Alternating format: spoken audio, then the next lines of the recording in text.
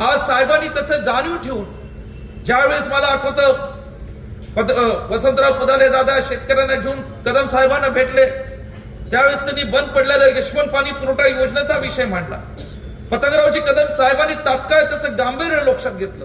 कारण पलूस गाव हे त्या काळात जरी पलूस तालुक्यात होतं, त्यावेळी सुद्धा पलूस गावाची परिस्थिती विशेषतः शेती बाबतीतली हे खरं दुष्काळ तालुक्यातल्या सारख्या तालुक्यातली होती. इथं शेतीला पाणी नव्हतं आणि शेतीला पाणी नसल्यामुळे शेतीच्या त्या आपल्या शेतकऱ्यांना उत्पन्न मिळत नव्हतं.